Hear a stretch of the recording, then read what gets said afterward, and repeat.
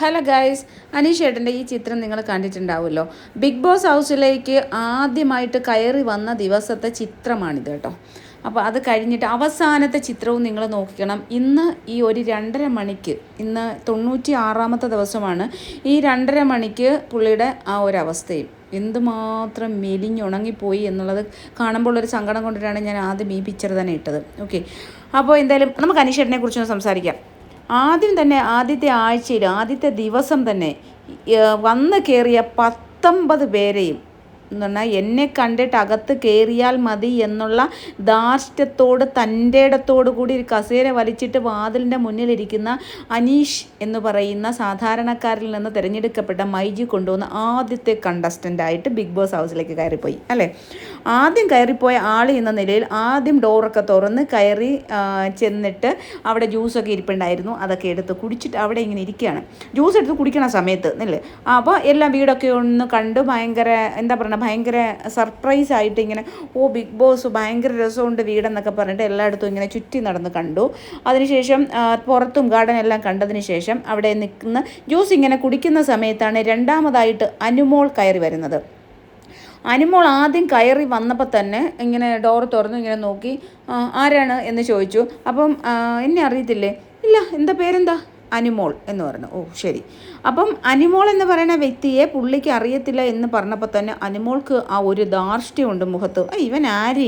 ഞാനിവിടുത്തെ വലിയ സെലിബ്രിറ്റി ആയിട്ട് ഇങ്ങോട്ട് കയറി വന്ന ഇവൻ. അപ്പം പറഞ്ഞു ഞാൻ അനീഷ് എന്ന് പറഞ്ഞു. അപ്പോൾ കോമണറായെന്ന് മനസ്സിലായല്ലോ. അപ്പോൾ ഒരു പുച്ഛഭാവത്തോടു കൂടിയുള്ള അനുമോളുടെ ഒരു ഇത് ഉണ്ടായിരുന്നു അവിടെ. അപ്പോൾ അനുമോളെല്ലാം ഭയങ്കര മേക്കപ്പൊക്കെ ഇട്ട് ഭയങ്കര ഒന്നാമത്തെ കാര്യം എന്ന് പറഞ്ഞാൽ പുട്ടിയുടെ പുറത്ത് പുട്ടിയാണ്. അപ്പോൾ പറഞ്ഞു പിന്നെ പുള്ളി ഇങ്ങനെ പറഞ്ഞപ്പോൾ പറഞ്ഞു കാണാൻ പുട്ടി ഇത് അങ്ങനെയല്ല, ഇപ്പോഴല്ല നേരിട്ട് കാണുന്നതിനെക്കാട്ടും നല്ലത് ക്യാമറയിൽ കാണുന്നതാണ്, നേരിട്ട് കാണാൻ ഭംഗിയില്ല എന്ന് പറഞ്ഞു. ഒരു സ്ത്രീയെ ആദ്യം തന്നെ മെൻ്റലി തളർത്താൻ പറ്റുന്ന കാര്യമെന്ന് പറഞ്ഞാൽ അതാണ്.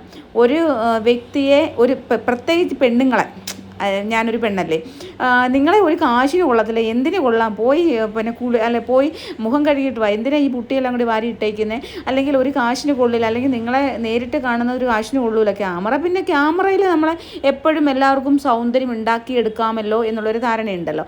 അപ്പം നമ്മൾ ഡയറക്റ്റ് കാണുന്ന കൊള്ളില്ല എന്ന് പറയുമ്പോൾ ഏതൊരു പെണ്ണിൻ്റെയും കോൺഫിഡൻസ് അവിടെ നഷ്ടപ്പെടും. അത് സത്യമാവണമെന്നൊന്നുമില്ല, അത് ഒരു കളിയാണ്, ഒരു ഗെയിമാണ്. എന്നെ എല്ലാവരും പറയാറുണ്ട് ക്യാമറയിൽ കാണുന്ന കൊള്ളൂല, നേരിട്ട് കാണുന്നത് കുറച്ചും കൂടി വൃത്തിയെന്ന്, ഭംഗി സൗന്ദര്യമൊന്നും പറയുന്നില്ല, കുറച്ചും കൂടി വൃത്തി കാണാൻ പുറത്ത് നേരിട്ട് കാണുന്നതാണെന്ന് പറയാറുണ്ട് ആൾക്കാരും. സത്യമാണെന്നൊന്നും അറിയില്ല, എന്നെ പൊക്കാൻ വേണ്ടിയിട്ട് പറയുന്നതാണ് എന്നായിരിക്കും തോന്നുന്നത്. പക്ഷെ കറക്റ്റ് ആയിരിക്കും, എന്നെ ചിലപ്പോൾ ഇമ്പ്രസ് ചെയ്യിക്കാൻ വേണ്ടി പറയുന്നതായിരിക്കും. പക്ഷേ ആ ഒരു വാക്ക് അനുമോളെ അവിടെ തന്നെ മൈൻഡ് ഗെയിമായിരുന്നു, അവിടെ തന്നെ ഒരു ചെറുതായിട്ട് തകർത്തു തുടങ്ങി എന്നുള്ളത് ഉറപ്പാണ്. പിന്നെ ഇങ്ങനെ ഓരോരുത്തരായിട്ട് കയറി വരുമ്പോഴും ഫ്രണ്ടിലൊരു കസേര ഇട്ടിട്ട് ഞാനാണ് എൻ്റെ ആൾ എന്നുള്ള രീതിയിൽ, ഞാനാണ് ഈ വീട്ടിൽ ഒന്നാമതായി, എൻ്റെ വീടാണ് എന്നുള്ള ഒരു രീതിയിലാണ് പുള്ളി ഇരുന്നത്. ആദ്യത്തെ ദിവസം തന്നെ ഈ 19 പേരെയും വെറുപ്പിൻ്റെ അങ്ങേയറ്റം കൊണ്ടെത്തിച്ചു. പിന്നെ ഒരു ബാൻഡ് കൊടുത്തുല്ലോ. ഈ ബാൻഡിന് വേണ്ടിയിട്ട് ആരാണ്? സാക്ഷാൽ ഷാനവാസ് അല്ലെ, പുരുഷത്വത്തിൻ്റെ ആണത്വത്തിൻ്റെ ലക്ഷണം എന്നൊക്കെ പറഞ്ഞാണ് പുള്ളി മീശയൊക്കെ പിരിച്ചു ഭയങ്കര സംഭവമാണെന്നൊക്കെ പറഞ്ഞ് കയറി വന്ന ഒരാളാണ് നമ്മുടെ ഷാനവാസിക്ക. എനിക്ക് ഷാനുക്ക ഭയങ്കര ഇഷ്ടമാണ്, കാരണം എൻ്റെ അമ്മയ്ക്ക് ഭയങ്കര ഇഷ്ടമാണ്. എൻ്റെ അമ്മയുടെ അമ്മ ഷാനുക്കയുടെ ഭയങ്കര ഫാനായിരുന്നു. മരിക്കുന്നത് വരെയും എൻ്റെ അമ്മ ഒരു 6 മാസം മുമ്പ് വരെ ഇങ്ങനെ സീരിയൽ കാണുമായിരുന്നു. പക്ഷേ എത്ര സീരിയൽ കണ്ടിട്ട് അമ്മയ്ക്ക് ആ രുദ്രനെയോ കുങ്കുമപ്പൂവോ മറ്റേതോ മറിച്ചതോ ഒന്നും മറക്കാൻ പറ്റാത്തൊരവസ്ഥയായിരുന്നു. അപ്പോൾ അതുകൊണ്ട് തന്നെ ഭയങ്കര ഫാനായിരുന്നു. ഞാനങ്ങനെ സീരിയൽ കാണുന്ന കൂട്ടത്തിലല്ലാത്തതുകൊണ്ട്, കാരണം പഠിത്തവും കാര്യങ്ങളും ഒക്കെ ആയിട്ടും. എന്നാലും അമ്മ ഇങ്ങനെ TV ആ ഒരു സീരിയൽ വെക്കുമ്പോൾ വേറൊരു പുല്ലും വെക്കാൻ സമ്മതിക്കില്ല. അപ്പോൾ അത് തന്നെ ഇങ്ങനെ വെച്ചുകൊണ്ടിരിക്കും. അപ്പോൾ അതുകൊണ്ട് നമുക്ക് ഷാനവാസിക്ക് എൻ്റെ അമ്മ മരിച്ചു പോയതുകൊണ്ട് തന്നെ എനിക്ക് ഇങ്ങനെ അമ്മ ഇഷ്ടപ്പെടുന്ന ആൾക്കാരെല്ലാം എനിക്കൊരു പ്രത്യേക ഇഷ്ടമാണ്. നമുക്ക് സ്വാഭാവികമാണല്ലോ, നമ്മുടെ മാതാപിതാക്കളെ ഇഷ്ടപ്പെടുന്നവരെ, ഈ കലാകാരന്മാരെയൊക്കെ അമ്മയ്ക്ക് കലാഭവൻ മണി ഭയങ്കര ഇഷ്ടമായിരുന്നു. അപ്പോൾ അതേ കണക്കുള്ള ആൾക്കാരെയൊക്കെ നമുക്ക് ഭയങ്കര ഇഷ്ടമാണ്.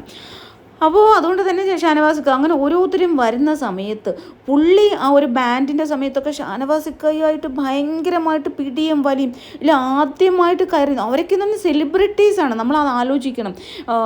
അനുമോളായാലും ഷാനവാസിക്കയായാലും സർഗയായാലും അപ്പാനി ശരത്തായാലും ഇവരൊക്കെ സെലിബ്രിറ്റീസാണ്. അതുപോലെ തന്നെ കയറി വന്ന എല്ലാവർക്കും യൂട്യൂബിൽ കൂടെ ആയാലും വലിയ വലിയ ഫാൻസ്, 5 ലക്ഷവും 6 ലക്ഷവും, അഭിലാഷായാലും മുനിയൽ ചേട്ടനായാലും ഇങ്ങനെ ഓരോ ആൾക്കാർക്കും ഒരു വലിയ ഫാൻ ഫാൻ ബേസ് ഉള്ള ആൾക്കാരായിരുന്നു. ഈ അനീഷ് എന്ന് പറയുന്ന ഒരാളിനെ നമുക്ക് ഒരു ഈച്ചകൾക്ക് പോലും അറിയാവുന്ന സംശയമാണ്. ഞാൻ എൻ്റെ ലൈഫിൽ ആദ്യമായിട്ട് കാണുന്ന ഒരു മനുഷ്യനായിരുന്നു. അപ്പോൾ എനിക്ക് അപ്പോൾ ഇയാൾ എന്താണിത് ആദ്യം ഇങ്ങോട്ട് വന്ന് കയറിയതേ ഉള്ളൂ, ഒരു കോമണറായിട്ട് വന്ന് കയറിയിട്ട് എന്നുള്ളൊരു തോന്നിപ്പിക്കുന്ന ഒരവസ്ഥയിലേക്ക് ആദ്യത്തെ ദിവസം തന്നെ കണ്ടസ്റ്റിനെ മുഴുവൻ വെറുപ്പിച്ച് കളഞ്ഞു. അങ്ങനെ പിന്നീട് വന്ന എന്താണ്, ക്യാപ്റ്റൻസി ടാസ്ക്കാണ്. ക്യാപ്റ്റൻസി ടാസ്കിൽ ഇഷ്ടമില്ലാത്ത ആൾക്കാർ മുഴുവൻ ആൾക്കാരും കൊണ്ടുവന്ന് മുഖത്ത് കൊണ്ടുവന്നില്ല സാധനം ഉണ്ടല്ലോ, ഷേവിങ് ക്രീം വെച്ച് തേച്ചതും പുള്ളിയുടെ മുഖത്താണ്. നമ്മളിത് ആദ്യം തൊട്ടേ കാണുന്ന ഒരാളെന്ന നിലയിൽ എൻ്റെ മനസ്സിൽ അതെല്ലാം കിടക്കുവാണ്. അപ്പം എന്താണ് ബിഗ് ബോസ് ചെയ്തത്? 7ൻ്റെ പണി ട്വിസ്റ്റ് കൊടുത്തു. ഏറ്റവും ഇഷ്ടമില്ലാത്ത ആളിനെ പിടിച്ചിട്ട് ക്യാപ്റ്റനാക്കി. ഹൗസിൻ്റെ ഫസ്റ്റ് വീക്കിലെ ഒന്നാമത്തെ ഫസ്റ്റ് വീക്കിലെ ഫസ്റ്റ് ക്യാപ്റ്റനാക്കി നമ്മുടെ അനീഷ്. അപ്പോൾ അനീഷ് ഏട്ടൻ അവിടം തൊട്ട് തുടങ്ങി ജൈത്രയാത്ര. പിന്നീട് അടുത്ത ആഴ്ച എല്ലാവരും നോമിനേറ്റ് ചെയ്ത് ഇഷ്ടമല്ല ജയിലിൽ കയറ്റി. എൻ്റെ ദൈവമായി പറയണ്ട. ആ ഒരു 2 ആഴ്ച നമ്മളെ അത് കഴിഞ്ഞിട്ട് രേണുവുമായിട്ടുള്ള ആദ്യത്തെ ആ ക്യാപ്റ്റൻസിയിലാണ് രേണു സുധി ഉറങ്ങുന്നെന്നും പറഞ്ഞ് കണ്ണടച്ച് കിടക്കുന്ന ഞാൻ കണ്ടു. സത്യം പറഞ്ഞാൽ ബീന ചേച്ചി ഉണ്ടല്ലോ, ബീന ആൻ്റണി, അവരും അവരുടെ ഹസ്ബൻഡ് മനുചേട്ടനും കൂടി ഒരു വീഡിയോ ഇട്ടിട്ടുണ്ടായിരുന്നു. അത് ഭയങ്കര വൈറലായി. അത് കഴിഞ്ഞിട്ടാണ് പിന്നെ ഈ കോമഡി പ്രോഗ്രാമൊക്കെ ലാലേട്ടൻ്റെയൊക്കെ ഒരു പ്രോഗ്രാം സുരാജ് വെഞ്ഞാറമൂടുണ്ടല്ലോ, അദ്ദേഹമൊക്കെ ഈ കണ്ണടച്ച് കിടക്കുന്ന ഞാൻ കണ്ടു എന്ന് പറഞ്ഞ കോടതിയിലെ ആ ഒരു രംഗങ്ങളൊക്കെ പിന്നീടാണ് ആ ഒരു വൈറലാവുന്നത്. പക്ഷേ ആദ്യം അവരാണ് ചെയ്തത്. ബീന ചേച്ചിയും ബീന ആൻ്റണി അതുപോലെ തന്നെ മനുചേട്ടനുമായിട്ട് ആ കണ്ണടച്ച് കിടക്കുന്ന ഞാൻ കണ്ടു. അത് ഭയങ്കര വൈറലായില്ലേ. അപ്പോൾ അത് തൊട്ടാണ് ആൾക്കാർ ശ്രദ്ധിച്ചത്. പുള്ളിയുടെ സിഗ്നേച്ചർ അവിടെ ഇട്ട് കഴിഞ്ഞു. പുള്ളി ആൾക്കാരുടെ മനസ്സിലേക്ക് ഇങ്ങനെ സ്റ്റിക്ക് ഓൺ ചെയ്ത് ഇങ്ങനെ കയറി ഇങ്ങനെ വരുവാണ്. പക്ഷേ കണ്ടസ്റ്റൻറ്റിനെ മുഴുവൻ വിറപ്പിച്ചു. അപ്പം നമ്മളൊരു കാര്യം ശ്രദ്ധിച്ച കാര്യം എന്താണ്, പുള്ളിയെ നമ്മൾ ഒബ്സർവ് ചെയ്തപ്പം പുള്ളി ഒരു ഗ്രൂപ്പിലും പെടുന്നില്ല. പുള്ളി എപ്പോഴും പുള്ളിയുടെ ഒരു സിഗ്നേച്ചർ എന്താണ്, അവിടെ വാക്കിംഗ് സിഗ്നേച്ചറാണ്. ഇങ്ങനെ നടക്കുന്നു, തേരാപ്പാര നടക്കുന്നു എന്നൊക്കെ പറയാം നമുക്ക് ആൾക്കാർക്ക്. പക്ഷെ തേരാപ്പാരയല്ല, കൈ രണ്ടും കെട്ടിയിട്ട് വെറുതെ അങ്ങോട്ടും ഇങ്ങോട്ടും നടക്കുന്ന ഒരു വ്യക്തിയാണ് നമുക്ക് കാണാൻ കഴിയുന്നത്. അവിടെ നമുക്ക് തോന്നിയ എന്താണ്, പുള്ളിയുടെ മൈൻഡ് ഗെയിമാണ്. പുള്ളി അവിടെ സംസാരിക്കും. ആരെങ്കിലും എന്തെങ്കിലും കാര്യം അവിടെ ചെയ്തു കഴിഞ്ഞാൽ പുള്ളി അവിടെ ശക്തമായിട്ട് പറയുകയാണ്. പറഞ്ഞതിന് ശേഷം അവരും മറുപടി, അവരെന്തെങ്കിലും വന്ന് ചൊറിയാൻ വരുമ്പോൾ പിന്നെ കമാന്നൊരക്ഷരം മിണ്ടത്തില്ല. ഇവനൊക്കെ ആര് എന്നുള്ളൊരു ഭാവമാണ്. സത്യം പറഞ്ഞാൽ ഇതൊക്കെ കണ്ടസ്റ്റൻറ്റുകളിലെ വെറുപ്പുണ്ടല്ലോ, ഇവനെ മോന്തടിച്ച് പൊട്ടിക്കാൻ തോന്നുന്ന ഒരവസ്ഥയിലേക്ക് വെറുപ്പിൻ്റെ അങ്ങേയറ്റമാണ് കയറ്റിയത്. നമുക്കും ആദ്യ 2 ആഴ്ചകളിൽ ഇയാൾ ആരാണ്, ഇയാൾ എന്താണെന്ന് പിടികിട്ടുന്നില്ല. പക്ഷേ എന്നാലും ഇങ്ങനെ ഈ ഒച്ചപ്പാടും ഫസ്റ്റ് ക്യാപ്റ്റൻസി ഇതേ കണക്ക് കാണിച്ചു വിടും. പിന്നെ അതേ കണക്ക് ആരും പറയുന്ന കൂടുതൽ ശ്രദ്ധിക്കാൻ നിൽക്കുന്നില്ല. എല്ലാവരും പറയുന്ന കേൾക്കുമെന്നല്ലാതെ അവർ പറയുന്നത് അത്ര ശ്രദ്ധിക്കാൻ നിൽക്കുന്നില്ല. അങ്ങനെയൊക്കെ വന്നപ്പോൾ തന്നെ പുള്ളിനെ നോമിനേറ്റ് ചെയ്തു. ആ പുള്ളി രക്ഷപ്പെട്ടു. അപ്പോൾ ഏറ്റവും ഇങ്ങേയറ്റം നിൽക്കുന്ന മുൻഷി രഞ്ജിത്താണ് അവിടെ. മുൻഷി രഞ്ജിത്ത് എന്തിനാണ് അവിടെ പോയെന്ന് പോലും നമുക്ക് മനസ്സിലാവാതെ മുൻഷി രഞ്ജിത്ത് അവിടെയൊക്കെ നടപ്പുണ്ടായിരുന്നു. ആ രഞ്ജിത്ത് ഔട്ടായി, പുള്ളി അവിടെ രക്ഷപ്പെട്ടു. അങ്ങനെ ഓരോ വീക്കിലും പുള്ളിയുടെ വ്യത്യസ്തമായിട്ടുള്ള വ്യത്യസ്തതയല്ല, പുള്ളിയുടെ നിലപാട്, പുള്ളിയുടെ കറക്റ്റ് നിലപാട് ഒരു വ്യത്യസ്തതയും കാണിച്ചില്ല. പുള്ളി എന്താണോ ആദ്യത്തെ ദിവസം വന്ന് തുടങ്ങി കാണിച്ചത്, ഞാനാണ് ബിഗ് ബോസ്, ഞാൻ പറയുന്നത് ഇവിടെ നടക്കത്തുള്ളൂ. അതേ കണക്ക് ഏതെങ്കിലും കാര്യങ്ങൾ വരുമ്പോൾ ഒന്നാം സ്ഥാനത്തിന് അർഹൻ ഞാനാണ്, താൻ പിടിച്ച മുയലിന് 3 കൊമ്പെന്നുള്ള രീതിയിൽ അതുപോലെ കട്ടൻ ത്രേട്ട് അങ്ങോട്ടും ഇങ്ങോട്ടും മാറത്തില്ല. ഇനി ദൈവം തമ്പുരാൻ വന്ന് പറഞ്ഞാൽ ബിഗ് ബോസ് തന്നെ എത്ര പ്രാവശ്യം പറഞ്ഞു, അനീഷ് അവിടെ പോയിരിക്കൂ, എവിടെ ബിഗ് ബോസ് പോയി പണി നോക്കാൻ പറ, ഞാൻ എൻ്റെ ജനങ്ങളെ, എൻ്റെ പ്രേക്ഷകരെ കാണിക്കാനാണ് ഞാൻ വന്നിരിക്കുന്നത്, എൻ്റെ പ്രേക്ഷകരെന്നെ വിലയിരുത്തട്ടെ എന്നുള്ളൊരു ഭയങ്കര എനിക്ക് അതിലൊക്കെ ഭയങ്കര കോൺഫിഡൻസ് ആണ് തോന്നിയത്. ഒരു വ്യക്തിക്ക്, വെറും കോമണറായിട്ട് വന്ന ഒരു വ്യക്തിക്ക് ഇത്രയും കോൺഫിഡൻസ് ഉണ്ടാവുമോ? എനിക്കങ്ങനെ ചിന്തിക്കാൻ പോലും പറ്റുന്നില്ല. ഇങ്ങനെ കോൺഫിഡൻസ് ഉണ്ടായിട്ട് എന്ന് പറഞ്ഞാൽ അയാൾ ആരും അറിയില്ല, ഒരു ഈച്ച അറിയാത്ത ഒരു മനുഷ്യനെ ഇങ്ങനെ ഒരു ഹൗസിൽ വന്നിട്ട് ഈ ഒത്തിരിയും സെലിബ്രിറ്റി ആൾക്കാർ അയാൾ തകർത്ത് തരിപ്പണമാക്കുന്ന ഒരു കാഴ്ചയാണ് നമ്മൾ കണ്ടത്. അതിൽ നിന്ന് അയാൾ ഇങ്ങനെ പടിയായിട്ട് കയറി അയാളുടെ നിലപാടുകളിൽ ശക്തമായിട്ട് പറഞ്ഞു. അതുപോലെ തന്നെ ആർക്കും എന്തും അയാൾ പറയാം, ഒരു മനുഷ്യൻ്റെ അടുത്ത് പോയിട്ട് പറയില്ല. കാരണം അത്രമാത്രം വിശ്വസ്തതയാണ് മറ്റുള്ളവർക്ക് അയാൾക്ക് തോന്നി തുടങ്ങി. മറ്റുള്ളവർ മനസ്സിലാക്കി ഇയാളൊരു വിശ്വസ്തനാണ്, ഇയാൾ ഒരു മുരടനാണ്, ഇയാൾ സ്ത്രീ വിരോധിയാണ് എന്നുള്ളൊരു അവസ്ഥയിലേക്കാണ് വന്നത്. കാരണം സ്ത്രീകളുമായിട്ട് വലിയ അടുപ്പമൊന്നും കാണിക്കുന്നില്ല, ഈ രേണുവായിട്ടായാലും ഒച്ചപ്പാട് വയ്ക്കുന്നു. അങ്ങനെ ഒരു സ്ത്രീ വിരോധി എന്നുള്ളൊരു സിമ്പലാണ് അയാൾ നേടിയെടുത്തത്. കാരണം അയാളുടെ ജീവിതം അങ്ങനെ ഒരു അവസ്ഥയിൽ നിന്ന് വന്നതുകൊണ്ടായിരിക്കാം, മേ ബി എന്തോ ആയിക്കോട്ടെ. പക്ഷേ വളരെ നല്ല സ്നേഹിക്കുന്ന സ്ത്രീകളുണ്ടെന്ന് അദ്ദേഹത്തിന് അറിയാം. പക്ഷേ അത് അദ്ദേഹത്തിന് എങ്ങനെ അത് ഇനി എക്സ്പ്രസ് ചെയ്യണമെന്ന് അറിയാൻ വയ്യാത്തത് കൊണ്ടായിരിക്കാം പുള്ളി സ്ത്രീകളോട് കുറച്ച് മിതത്വം പാലിച്ച് സംസാരിക്കുന്നതിലായാലും. പിന്നെ എല്ലാവരിൽ നിന്നും ഒരു കയ്യകലമാണ് പുള്ളി പറഞ്ഞത്, എല്ലാവരിൽ നിന്നും. അങ്ങനെയാണ് പിന്നീട് ഷാനൂക്ക ഇങ്ങനെ പുള്ളിയുടെ പുറകെ നടന്ന് നിന്നെ ഞാൻ ഫ്രണ്ട് ആക്കൂടാന്ന് പറഞ്ഞ് ആ ഒരു ആദ്യമൊക്കെ ഒരു സംശയം ഉണ്ടായിരുന്നതാണ് ഇന്നത്തെ ഒരു ഇതിൽ പറഞ്ഞത് കേട്ടോ. അതെപ്പോഴും പറയുന്നതാണ്. ഷാനവാസ് ആദ്യം വരുമ്പോൾ എനിക്ക് സംശയമുണ്ട്, പിന്നീട് പുള്ളി ഉള്ളിലേക്ക് എടുക്കുവാണ്. പക്ഷെ എന്തുകൊണ്ടാണ് പുള്ളി ഒരു കൈ അകലം പറഞ്ഞത്?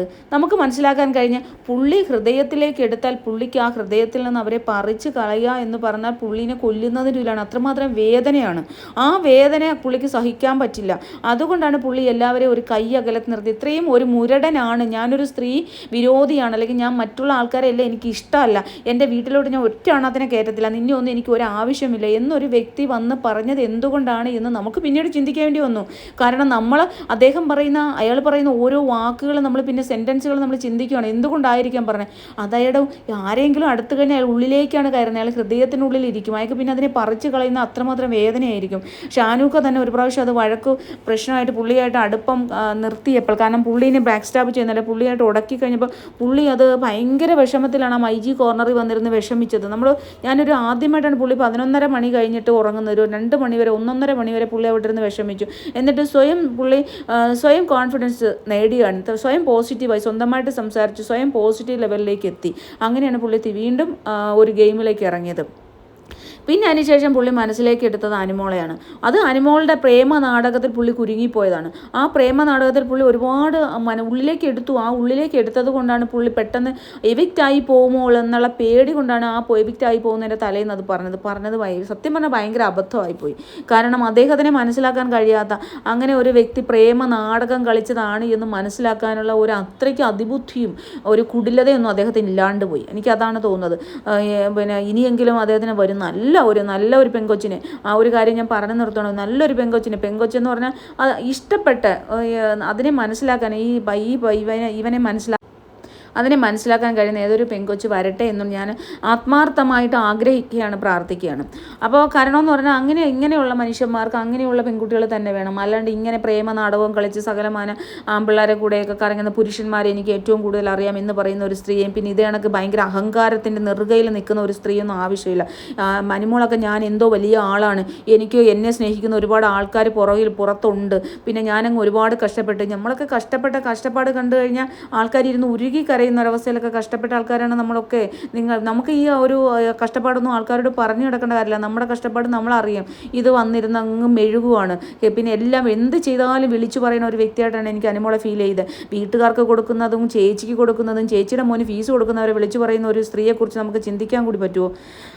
അപ്പോൾ എന്തായാലും ഗൈസ്, അപ്പോൾ ഇതൊക്കെ നമ്മൾ കാണുമ്പോൾ അദ്ദേഹത്തിന് നല്ലൊരു പെൺകുട്ടിയെ കിട്ടട്ടെ. അപ്പോൾ എന്തായാലും ഞാൻ ഈ ഒരു പിക്ക് കണ്ടല്ലോ, അവസാനത്തെ പിക്കാണ് പുള്ളിയുടെ ഇപ്പോഴത്തെ അവസ്ഥ ഉണ്ടല്ലോ. ആദ്യത്തെ പിക്ക് ആ ഒരു പുള്ളിയുടെ ഫോട്ടോയും ഇപ്പോഴത്തെ ആ ഒരു ഫോട്ടോയും ഒന്ന് നോക്കിയേ, എന്തുമാത്രം വ്യത്യാസമാണ്. ഒരാളില്ല, ഹോസ്പിറ്റലിലൊക്കെ കിടന്ന് മെലിഞ്ഞുണങ്ങി പട്ടിണിയൊക്കെ കിടന്നില്ല, ട്രിപ്പൊക്കെ കുത്തിവെച്ചിട്ട് ആശുപത്രിയിൽ നിന്ന് ഇറങ്ങത്തില്ലേ, അതേപോലെ ഒരു സിറ്റുവേഷനായി. അത്രമാത്രം സത്യം പറഞ്ഞാൽ ഏറ്റവും നന്നായിട്ട് ആ ഹൗസിൽ ഒരു ഷോയെ എത്രമാത്രം നന്നാക്കി കൊണ്ടുപോകാം, മാക്സിമം ഒരു ബിക്ക് എന്താണ് വേണ്ടത് എന്ന് മനസ്സിലാക്കി കളിച്ച ഒരേ ഒരു മത്സരാർത്ഥി. ഒരു പരദൂഷണമില്ല, ഒരു പിന്നെ പേഴ്സണൽ ഗ്രഡ്ജില്ല.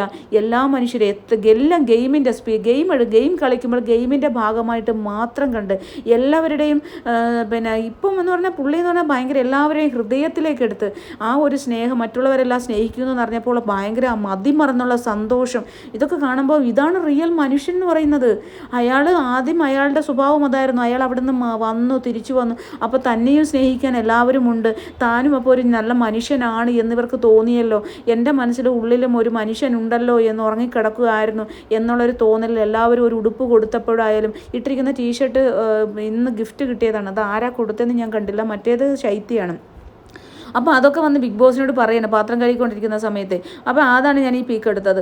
അപ്പോൾ ഇത് ആ ഒരു മനുഷ്യൻ്റെ, ഒരു റിയൽ മനുഷ്യൻ്റെ എന്താ പറയണേ, മാനസികാവസ്ഥ, ഒരു മനുഷ്യൻ എന്താണോ, അയാളുടെ ഒരു ഹ്യൂമൻ ബീങ് എങ്ങനെ ആവണമോ അതൊക്കെയാണ് ഇവിടെ കാണിക്കുന്നത്. അയാൾക്ക് ദേഷ്യം വന്നു, അയാളൊരു ഫ്രണ്ട്ഷിപ്പിൻ്റെ പേരിൽ ഒരു സങ്കടപ്പെടുന്നുണ്ട്, അതും നമ്മളിവിടെ കണ്ടതാണ്.